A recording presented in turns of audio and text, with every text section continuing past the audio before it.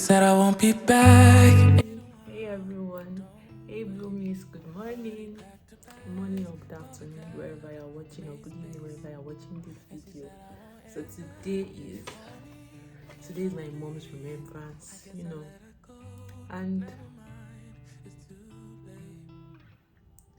growing up for the longest time, even when, because I lost her when I was 7 years old, I was quite small then, I was quite young then, and I remember going to, we used to live in Kano, but when she died, we moved down to Kwara State, and I had to change school,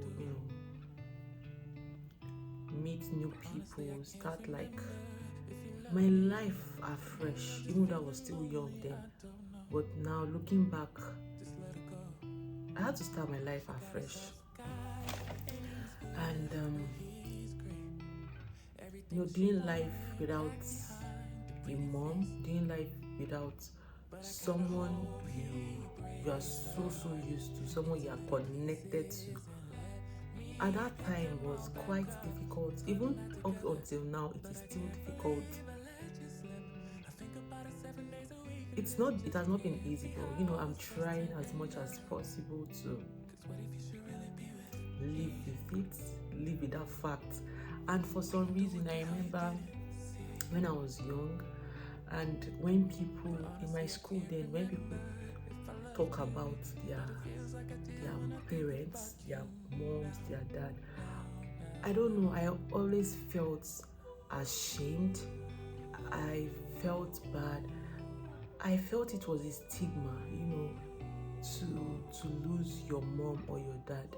And every time people talk about their parents, like, I just had nothing to say. When people talk about their mom, I had nothing to say, because honestly, people talk so much about their mom because there's just this different bond that you share with your mom. And when people start talking, I just shy away from the conversation, or I just leave that area. And I just like, it changes my mood, honestly. So that's continued up until, I think, secondary school. Even when I was still in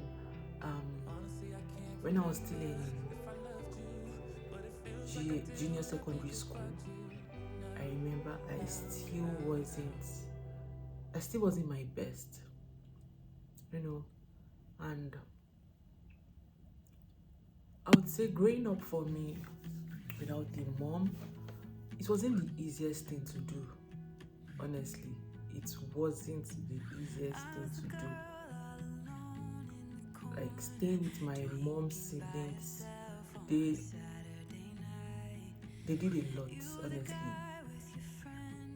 Bringing me up to the woman I am today, the discipline they instilled in me, like the spirit of being hardworking. And I when I left secondary school, I stayed with my mom's sister for a while. Then when I left secondary school, I was still 16. Yeah, I stayed with my mom's sister for a while, just to like have like that woman to woman connection, for her to like, the major things I need to know, the major things I need to have in me as a woman, since my mom is not there to like, to do the things. So I stayed with her for a while, and I'm grateful for the experience I had while staying with her. And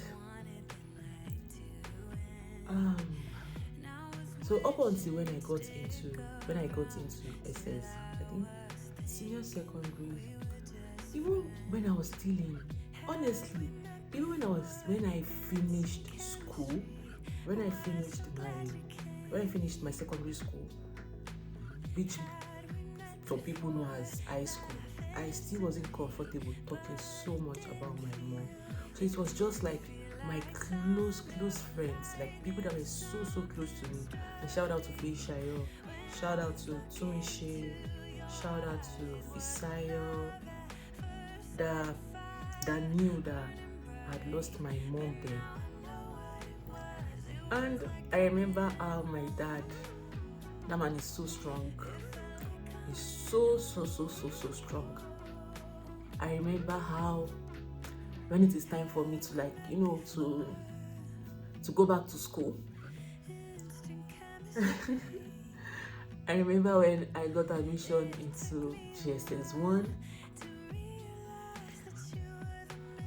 then he drove me to school. He followed me. He followed me to the market. No, not that he followed me. He took me to the market to get like the things I needed for school. Honestly, if my mom was there, she would have been the person who would have done this.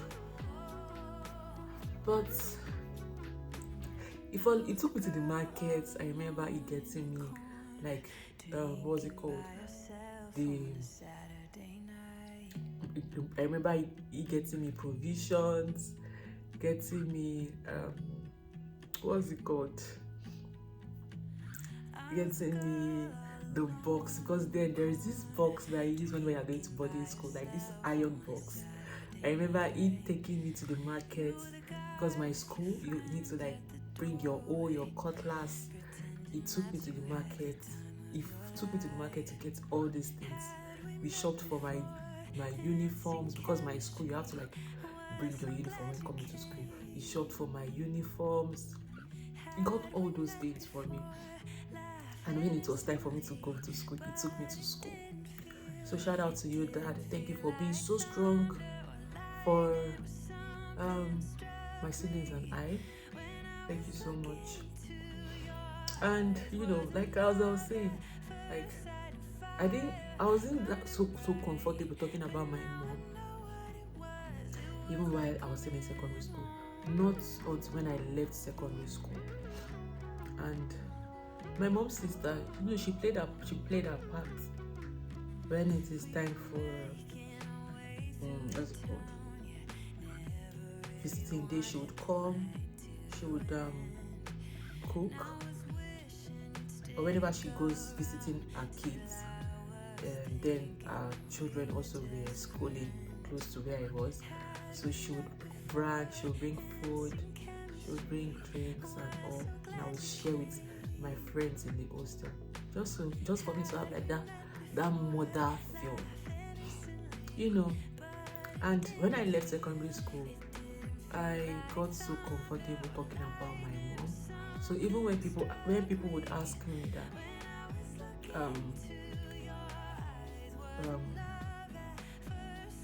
so when people would ask me that, what about your mom, I was so comfortable to say, oh, she died, she's late, I lost her when I was small. And then, because then I wouldn't say I was able to like control my emotion, but I would always cry. Like I always felt bad because I didn't have the opportunity to create so much memories with her. Yeah. So when people ask me, what about your mom? Like, she's dead, she died, she was sick, and everything just happened within a short period. I remember coming back from school that day. Sometimes when I say these things, my dad is always amazed. He'll be like, how come you remember all these things? How come you've not forgotten? Even though I was small, I was in primary 1, when she died. And I remember, I think I came back from school that day, or she came back home, and she wasn't feeling so good. So I remember my dad sitting beside her that day, and the next thing I knew is she was rushed to the hospital where she worked, because then she was working in Dala Orthopedic Hospital. They rushed her there, and for some reason they said they had moved her to Aminu Kano Teaching Hospital. And when I was still young then, like I just didn't know. So I was allowed to like visit her. So the last time I saw her was when I went to the hospital to visit her. She wasn't feeling so good. Like she wasn't looking like my mom that I know. She wasn't looking like that. And I felt bad, I felt sad. Even though at that point I didn't know what to do. So we came back home. I remember then I moved to, because she wasn't at home and my daddy was always in the hospital, my brothers were in school, I had to move to my cousin's place. So shout out to the Shola Doyes. Thank you so much for having me. And shout out to Tale, who was more like a twin sister then. Yeah. So the next thing I knew was they said my mom had died. I don't know how I felt that day, but I don't know.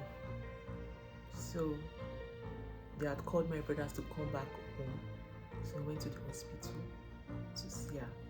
And that was when it dawned on me that my mom is dead. Like, she's dead. I don't have any mother again. And you know, this morning I was just writing some things, some of the memories, some of the amazing memories that we shared as a mother to a child. From a mother. No, the memories we shared between each other. So here I wrote Mom's Remembrance. It's 20 years already, just like yesterday. And each and every day, I still miss you. You know, there are still countless memories I want to share with her. There are still some things I want to tell her, like, Mom, somebody asked me out. Mom, I had my first kiss today. Mom, I just got my first paying job. Mom, your daughter is engaged. Mom, your daughter is getting married. Mom, the daughter got a new job. Mom, your daughter is finishing school. You know, like, I love it when people, like when I'm in school, when friends calls their mom and they're like, Mommy, this is it though. I don't like how my day is going. This lecturer is stressing me. My supervisor is making things hard for me, but I just can't do that. I just can't do that.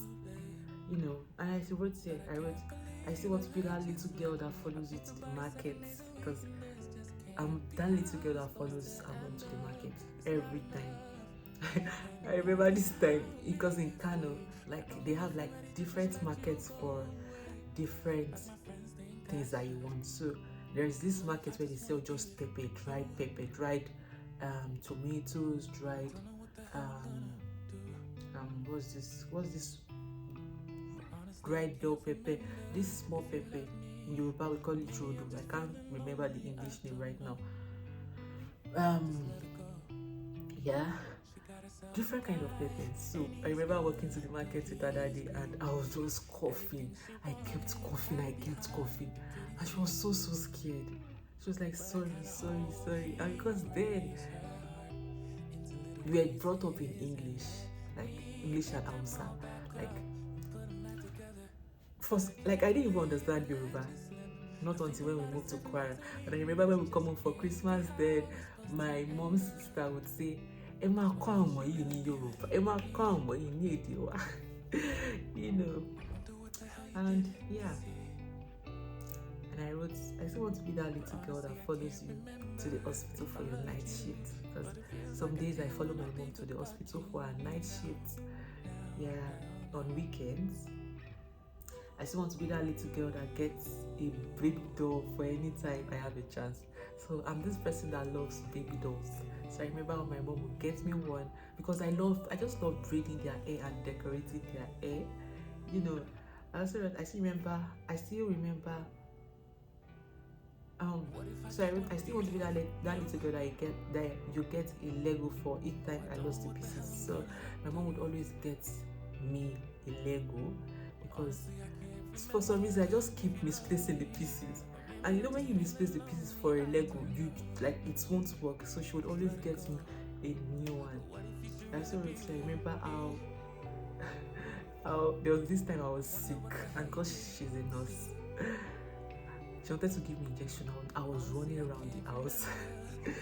I remember how she chased me that night. I remember how you would brush my teeth for me because I wasn't doing it for. So I remember when I was small, it was kind of difficult for me to brush my teeth. I don't like brushing. So she would get my toothbrush and brush it because then my teeth were getting bad. So she would grind charcoal. If you know, charcoal makes your teeth white and like get rid of like infection and bacteria.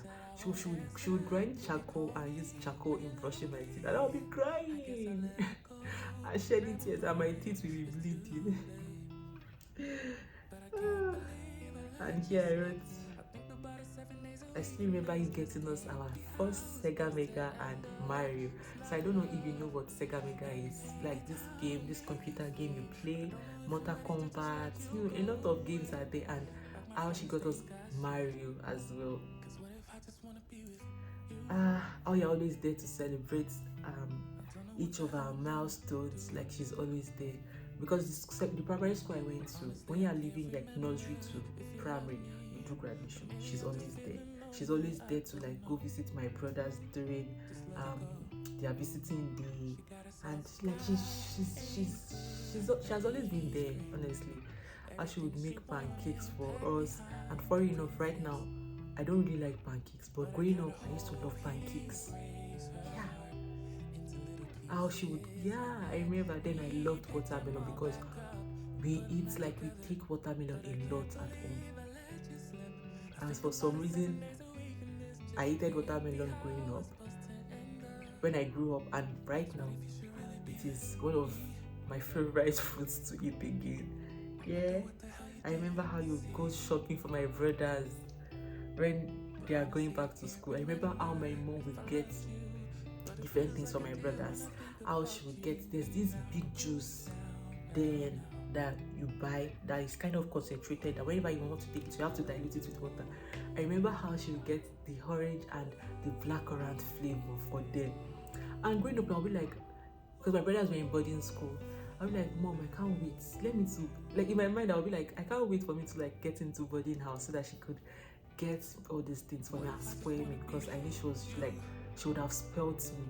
She would have spoiled me. You know, and I remember when she would go to work, come back late, and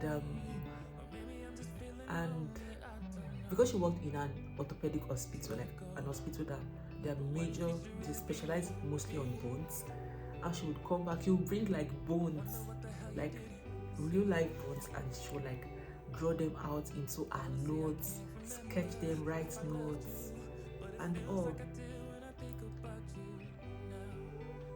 And even times when I did wrong, she was always there. Like she would always reprimand me. She would always reprimand me with love. I also remember when I used to like, you know, when I used to wet my bed, because honestly,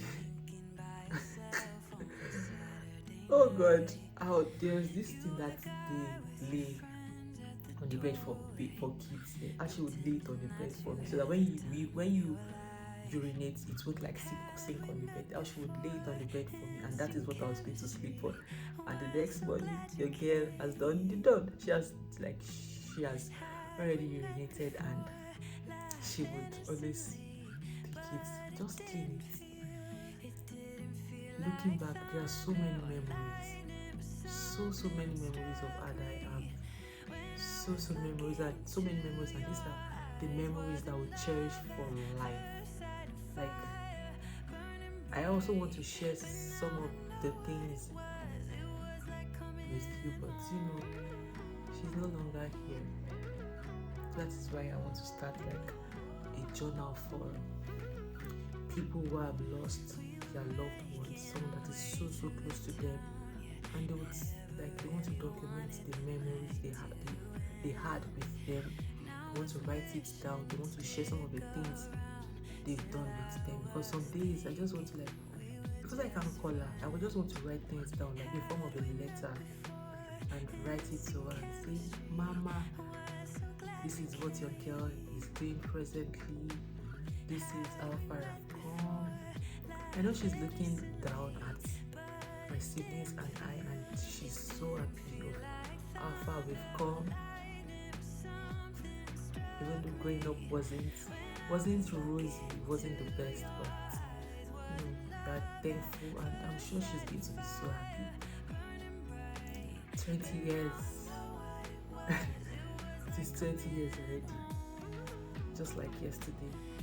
I miss you, Mom. I love you so, so much. I wish my kids, when I get married and when I start having kids, I would have loved if they've seen how amazing you were. So the other day I had the courage to ask for my mom's death certificate and a burial program. And I was reading the back of some of the things people had to say about it, and some of the things you wrote here resonated with me so much. And I would say I got that some of the things I have in me, I got it from her today. So this is me telling you, Mom, even though you're not here, that I love you so much. I love you. I appreciate the memories we created together. I appreciate it so much. Those are the only things I have now to hold on to. You were amazing. You were a mom. Yeah. You were a mom. And I appreciate that so much about you. So yeah, I just wanted to have these special moments to just say things, just document it. 20 years, 20 years, but I love you, Mom, and you would always be in our hearts. So today I told my brothers, I was like, do you guys know that today is Mommy's remembrance? And they're like, yeah, today is April 16th. Like, yeah, 20 years already. My brother was like, 20 years? Like, yeah, 20 years. So this is to Mom. We love you so much. We love you so much. And do we miss you? Of course we do. We miss you so much. And you would always be in our hearts. Like, nothing can take your place. Nothing can take your place. I love you, Mom. It also loves you. Femi loves you as well.